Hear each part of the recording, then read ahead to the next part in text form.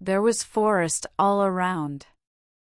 All around for hundreds of kilometers. And there were no roads in the forest. There were only tracks. 2 tents stood in a clearing. 2 men were standing near the tents. The younger man, Manuel, was making coffee on a small stove. He looked up at the sky. "It's going to rain today," he said. "I know," replied Leon. "And the rain will turn the ground into mud. Then we'll never get back to base." 4 men were working in the forest. They were looking for iron and other metals. Leon was the boss, and he was angry. It was early morning. Leon and Manuel were ready to leave. But Joe and Pedro were out in the forest. "They left in the truck 2 days ago," said Leon. "They're very late." Joe was always making trouble. He was younger than Leon, and he was clever. He wanted to be boss. Manuel poured the coffee into mugs, and the 2 men drank it slowly. Suddenly they heard the sound of a truck. "They're back," said Manuel. The truck came up the rough track. It stopped near the tents. Joe jumped out. He was a big man with red hair. He was smiling. His smile made Leon more angry. "You're late," said Leon. "Where have you been?" "Hunting," replied Joe, and he yelled up his rifle. "Hunting!" Leon shouted angrily. "That's not your job. We haven't time for hunting." "We were away for 2 days," replied Joe. "We're not very late." "I'm the boss here," Leon shouted. Joe looked at Leon angrily. He was not smiling now. "We're late." "Very late," said Leon. "The rain will start soon, and then there will be mud everywhere. We must leave now." Manuel took down the tents, and Joe and Pedro put the boxes into the truck. "Hurry!" shouted Leon. "It's 10 o'clock. Let's go." Soon everything was in the truck. Joe sat in the driver's seat. Leon sat beside him. Manuel and Pedro climbed into the back of the truck. Joe started the engine, and the journey began. They drove easily for the first 20 kilometers. Then they came to a stream. "There was no water here last week." Pedro shouted to Manuel. "Look at the water now." The stream was full of water. Joe slowed down and drove the truck carefully through the rushing water. They crossed the stream, and Joe drove faster. The rain was now falling heavily. The track was very muddy, and the truck began to slide. "Watch out!" shouted Leon. But it was too late. The truck stopped. The wheels were still turning, but the truck was not moving. The wheels were turning round and round in the mud. Leon got out, and Pedro and Manuel jumped down. Joe sat in the driver's seat. Leon looked at the wheels in the mud. Then he looked up at Joe. "It's your fault," he said angrily. "You were driving too fast." "Pedro, you cut branches from those trees," ordered Leon. "You, Manuel, throw the branches under the wheels." Pedro got a large knife out of the truck, and Manuel helped him. Leon turned to Joe. "You come and help us." Joe did not move. "I'm driving the truck," he said. "That's my job." I'm boss here, shouted Leon. Come and help us. Joe did not say anything. He did not get out of the truck. Leon looked at him angrily. Then Leon walked away. Manuel and Pedro threw branches under the wheels. Okay, that's enough, said Leon. Let's go. Joe started the engine again. Pedro and Manuel pushed the back of the truck. The wheels turned and the engine roared. But the truck did not move. Push harder, shouted Leon. Suddenly, the truck moved forward. It was out of the mud. Pedro and Manuel shouted happily. At that moment, a large branch flew up from under a wheel. It hit Leon's arm. He stepped back and fell in the mud. Stop it, truck, shouted Manuel. Leon's hurt.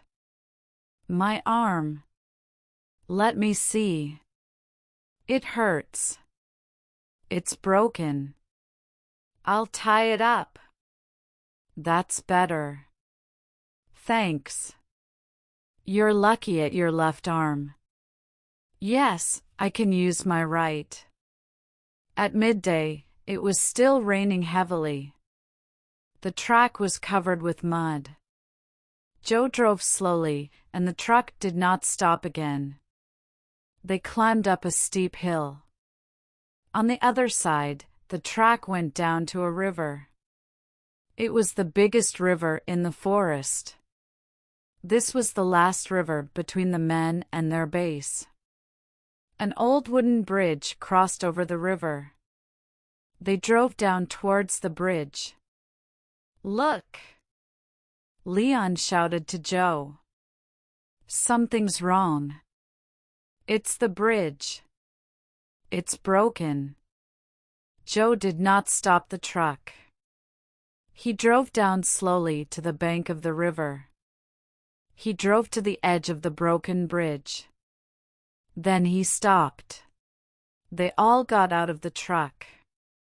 They stood in silence. Nobody spoke. They looked at the broken bridge and into rushing water. Pedro spoke first. There is no way across the river now. How can we get back to base? We must get help, said Leon. Pedro, you climb back up the hill. Take the radio with you and call base. Perhaps they'll hear you and send help. Manuel lifted the radio out of the truck and fixed it to Pedro's back. Joe stopped them. It won't work, he said. Why not? Asked Leon. It isn't a strong radio, replied Joe. We're too far away from the base. No one will hear us from this side of the river. We must cross the river by ourselves. We can't, said Leon. We must get help. We can't get help from here, said Joe. We must cross the river first. Then we can get help. But how do we get across? Asked Leon. It's too dangerous. Look at the water. The rain was still falling heavily and the water was rising. I have a plan, said Joe. Leon looked at Joe and smiled. You're clever, Joe, Leon said. You always have plans, but they never work. Let's listen to Joe's plan, said Manuel.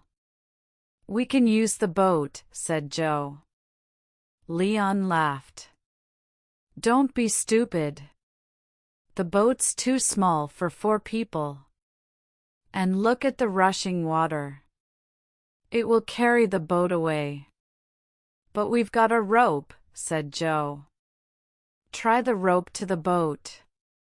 With luck, the water will carry the boat to the other side. We can try it, said Pedro.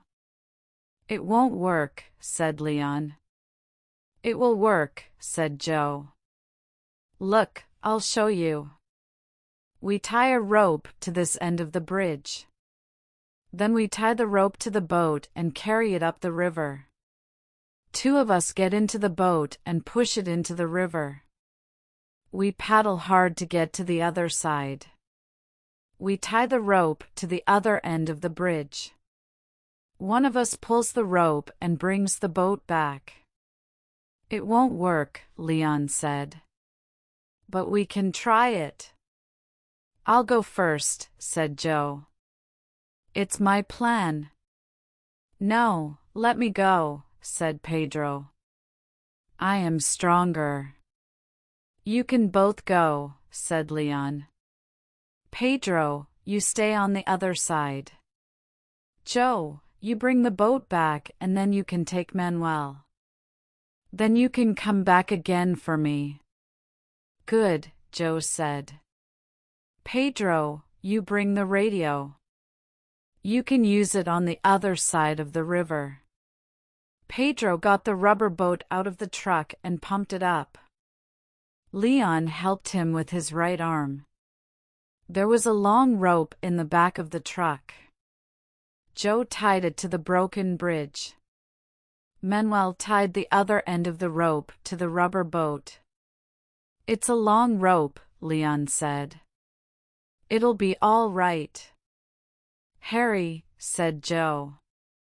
The water is rising quickly. Joe and Pedro carried the boat. Manuel and Leon walked behind them. Manuel held the boat.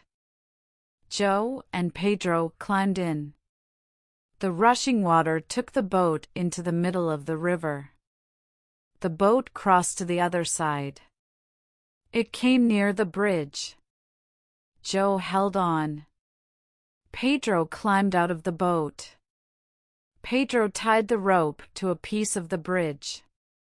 Pedro stayed on the far side of the river. Joe pulled hard on the rope and the boat slowly came back to Leon and Manuel. You get it now, Manuel? Said Leon. I'm going last. No, you're not. Manuel replied. Your arm is broken. You can't get into the boat alone. You need help. I'll help you. Manuel is right, said Joe. You need help, Leon. Manuel helped Leon into the boat. He sat down in the boat and Joe pulled hard on the rope. Trouble came suddenly. Joe and Leon were in the middle of the river. Leon saw the tree first. The rushing water was pulling it down the river. Look out, Leon shouted. Joe looked round.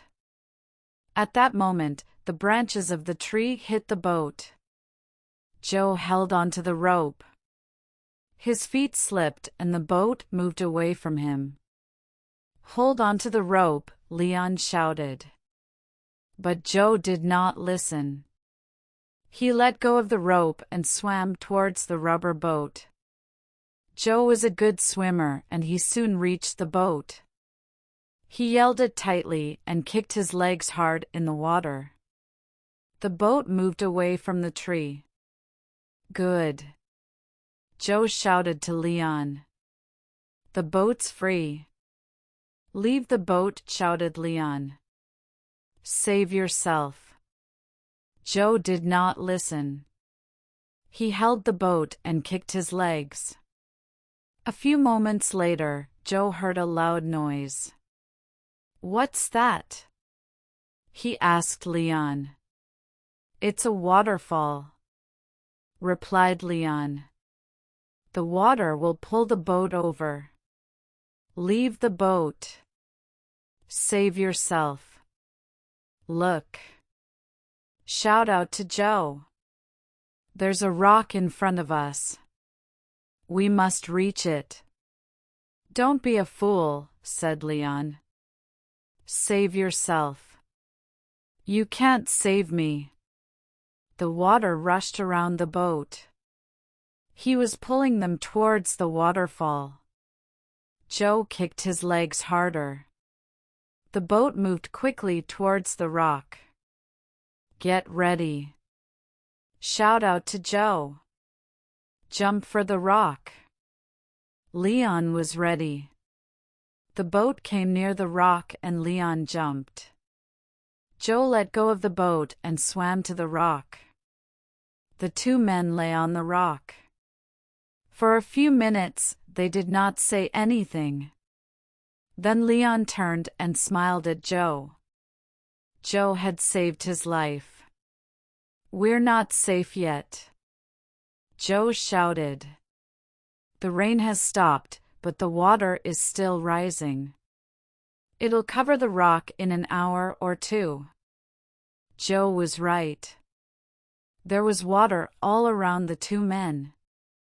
In front of them, the water dropped over the waterfall.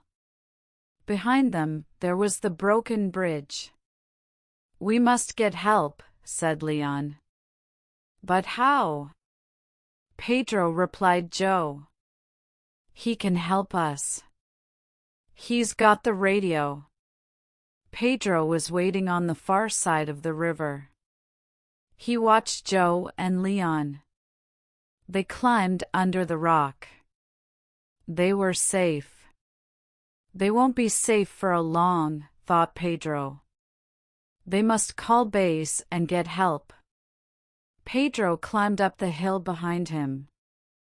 He walked quickly for half an hour. At the top of the hill, he climbed onto a high rock. He took the radio off his back and pulled out the aerial. Pedro spoke into the radio. "PX-75 calling base. PX-75 calling base." He waited and listened. "PX-75 calling base. PX-75 calling base." There was no reply. "PX-75 calling base. PX-75 calling base." Philip was sitting at the control desk. He was listening to the radio. PX-75 was Leon's number. Philip turned the dials of the radio. The voice became clearer. "Hello, PX-75, said Philip. "This is base. What's your message over?" "Hello, base. PX-75 here. Pedro speaking. Can you hear me?" "Loud and clear, Pedro." "What's your message over?" "We're in trouble," said Pedro. "The bridge over the River Sandano is broken. Joe and Leon are on a rock in the middle of the river. They are above the waterfall. Can you send help?" "Over. River Sandano near bridge, above waterfall." "Okay, Pedro. Help is coming." "Over." Pedro climbed down the hill to the broken bridge. Manuel was waiting on the other side of the river. Pedro shouted and Manuel waved. Both men looked down the river. The water was rising fast and the rock looked very small now. On the rock, Joe was holding Leon in his arms. Leon's arm was covered in blood. His eyes were closed and he did not move. Then Joe heard the noise. A helicopter. It was high above the broken bridge. A helicopter. Joe shouted. "Leon! Look!" But Leon's eyes were closed and he said nothing. The helicopter was soon over the rock. A rope was lowered and Joe yelled it. Then he tied it round Leon. Joe yelled Leon with one hand and he yelled the rope with the other. Slowly the two men were lifted in the air. Leon woke up slowly. He was still half asleep. "Where am I?" he asked. Then he remembered the rock and the helicopter in Joe. "Joe!" he shouted out. "Where's Joe?" "Don't worry," said a voice. "I'm not dead yet." Leon opened his eyes fully and saw Joe. Joe was smiling. Pedro and Manuel were standing next to him. The four men were in a hearted base. Leon was lying in bed and his arm was in plaster. "You'll feel better in a few days, Leon," said Joe. "I feel better now," said Leon. "But I need a drink." "Water?" asked Manuel. "No, not water," replied Leon. "I don't want to see water again. Not for a long time." And they all laughed.